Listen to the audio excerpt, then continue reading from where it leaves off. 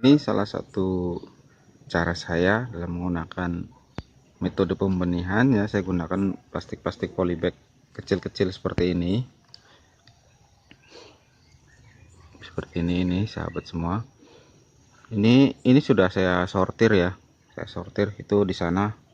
Nah, itu di sana. Itu yang sebagian yang gagal-gagal, dan ini sudah siap mau kita tanam ke lahan. Selain di lahan ada, di rumah saya juga ada ya.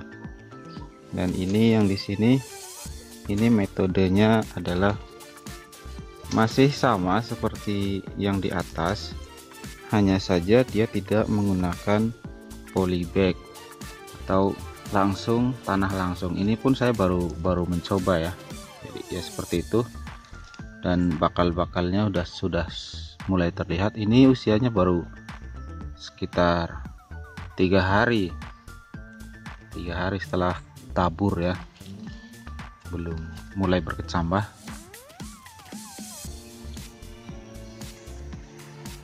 Seperti inilah kondisinya. Dibikin simple aja, kita bisa lakukan penebaran biji itu bisa dengan media yang pertama seperti tadi ya, menggunakan bekas-bekas kotak nasi ataupun bekas ember-ember yang tidak terpakai. Kita bisa manfaatkan untuk melakukan pembibitan ya, tentunya di waktu-waktu yang senggang aja. Dan benihnya pun kita nggak perlu jauh-jauh, semuanya ada di sekeliling kita, di sekitar kita. Tergantung kitanya, kepekaan kita bisa memanfaatkannya atau enggak. Dan buang jauh-jauh rasa-rasa malas. Nah, seperti ini kondisinya sahabat.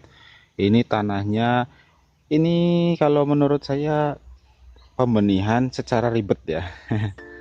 Ya, kalian bisa memilih dengan metode apapun sebisa kalian. Ini kalau menurut saya ini metode ribet. Kenapa? Karena media tanahnya sendiri saya ambil dari perakaran bambu, dan kemudian saya ayak, saya sortir, saya ayak, dan saya ambil yang halusnya saja karena ini polybagnya kecil ya. Namun untuk yang di bawah ini hanya murni tanah dari sini ya, tanah sini dengan kombinasi tentunya antara arang sekam, pupuk kandang, dan tanah itu 1:1 ya. Kalau tanahnya 1 ember ya, sekamnya 1 ember, pupuk kandangnya 1 ember. Jadi seperti itu aja caranya. Ini hanya saya lakukan penyiraman aja ini. Dan ini batangnya sudah tua, ini sudah mulai menguning, itu tandanya kurang nitrogen ya. Ini sudah waktunya untuk kita tanam ke lahan. Oke, langsung saja kita akan ke lahan untuk menanamnya.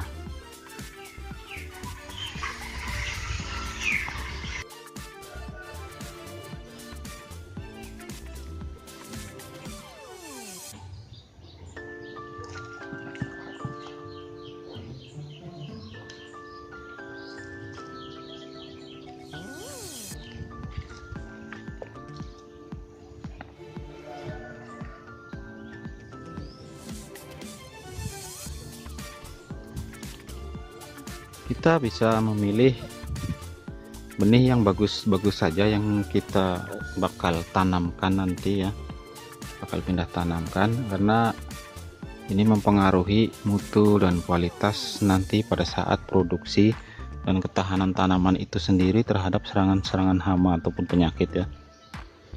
Oke, saya akan selesaikan dulu ini pengambilan benihnya yang akan kita tanam ke lahan.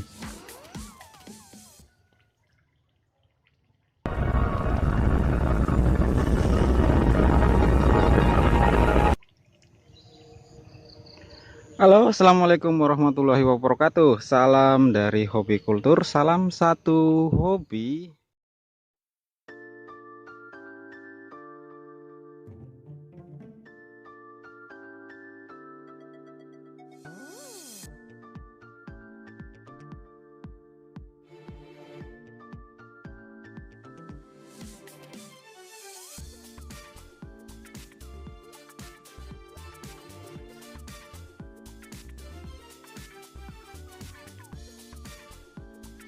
Ya, apa kabar sahabat-sahabat hobi semuanya? Kali ini saya akan melakukan penanaman setelah musim penghujan ini ya.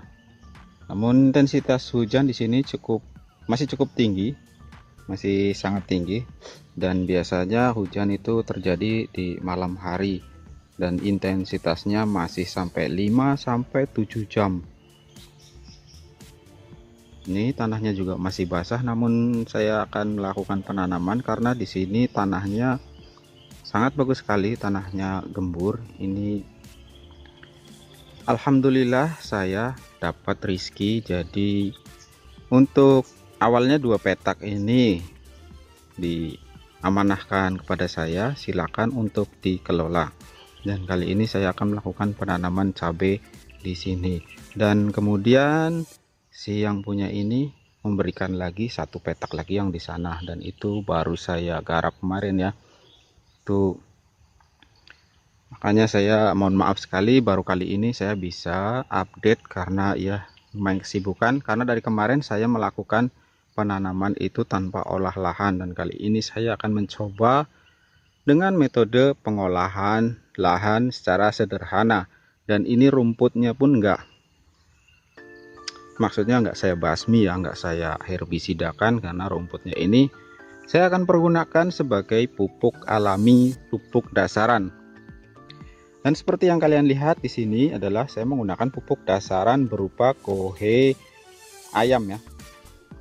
Kohe ayam. Ini dia sahabat, dan saya campur dengan sekam padi. Tapi bukan arang ya. Ini sekam padi, bukan arang sekam. Tujuannya pemberian sekam ini adalah bertujuan untuk media penambat pupuk hayati ya, terutama seperti mikorizа. Kalau mikorizа sih enggak, kalau mikorizа dia langsung menyatu dengan tanaman.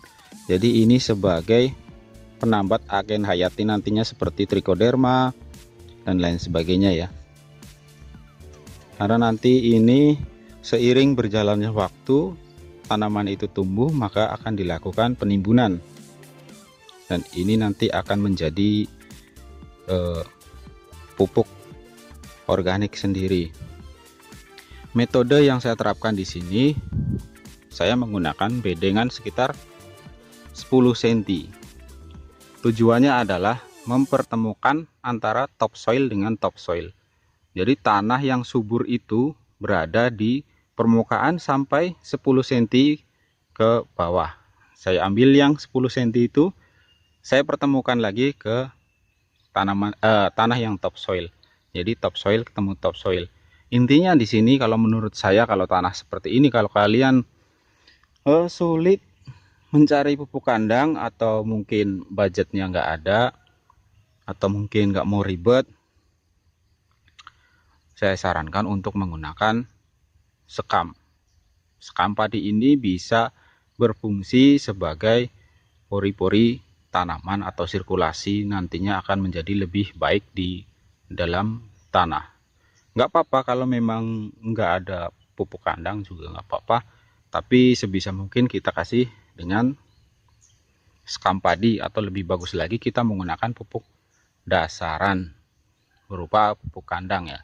Kalau penggunaan NPK sendiri sebaiknya kalian gunakan itu saat perawatan, pemupukan perawatan ya. Jangan gunakan NPK di pemupukan dasar.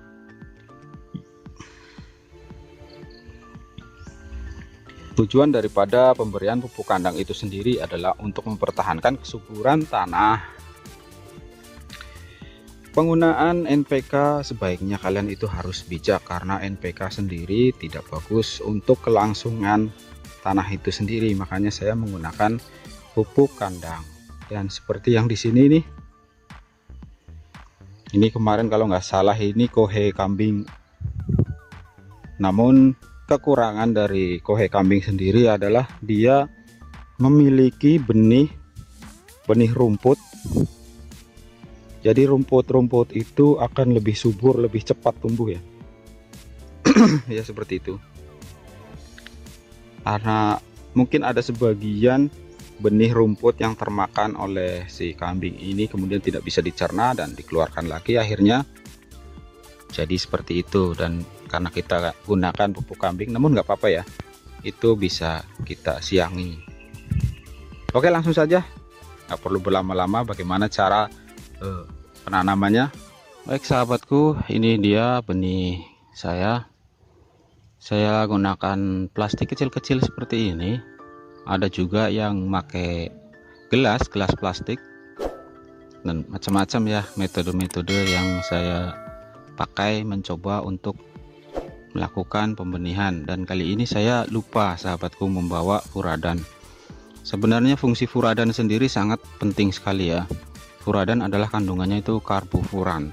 Itu bertujuan untuk melindungi perakaran di area sekitar akar saat penanaman, karena dikhawatirkan itu muncul binatang-binatang pengerat yang memakan si akar ini. Jadi tanaman akan sulit untuk berkembang atau tumbuh. Itu fungsi furadan. Dan biasanya masa aktif furadan itu sendiri bisa sampai 1 bulanan ya. Makanya saat penggunaan furadan kalian juga harus bijak, karena kalau kita terlalu berlebih, maka organisme-organisme yang mengurai yang ada di dalam tanah itu bisa mati sahabatku. Jadi biasanya saya menggunakan furadan itu sekitar sebanyak ini ya. Sebanyak ini saya taburkan, hanya seperti itu aja sudah cukup. Dan namun kali ini saya lupa, sebenarnya tadi sudah saya siapkan namun saya lupa, tidak terbawa. Mungkin saya akan susulkan di lain waktu ya. Bisa di bawah, bisa juga di atas, namun sebaiknya kita lakukan itu pas saat penanaman ya. Jadi dia berada di bawah perakaran. Oke, seperti ini aja. Dan saat penanaman itu usahakan 5 cm ya, segini.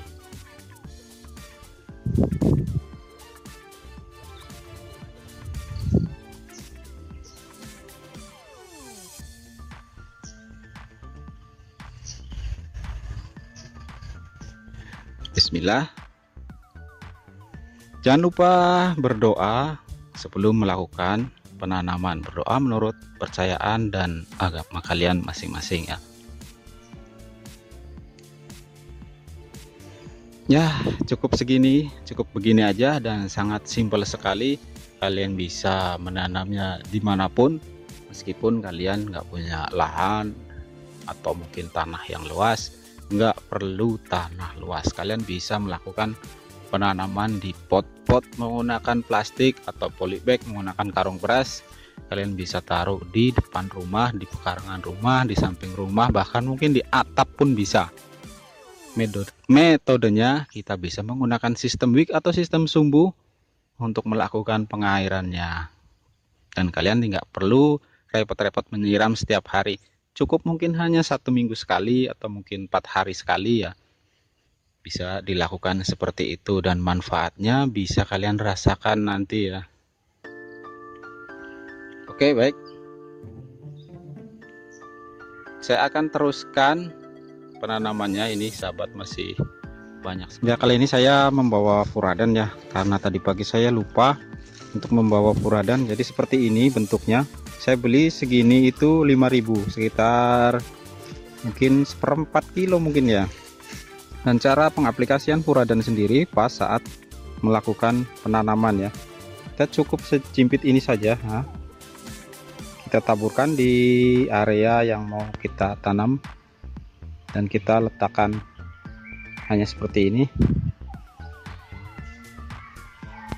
Jika furadan ini terserap oleh tanaman, maka bagian tanaman ini akan menjadi beracun, sehingga hama yang mendekat atau memakan bagian dari tanaman ini dipastikan bakal mati. Selain itu juga si furadan ini bisa menjaga perakaran pada saat awal-awal penanaman, sehingga memberikan ruang waktu, jeda waktu untuk si tanaman ini dapat tumbuh dan berkembang.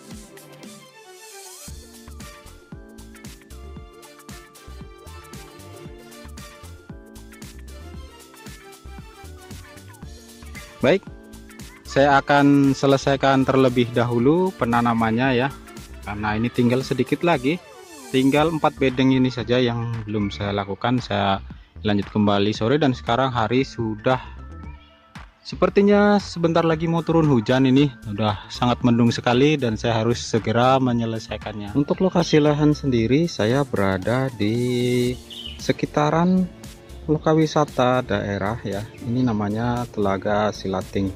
Memang cukup indah sekali, dan wah, ini telaga ya sahabat-sahabatku.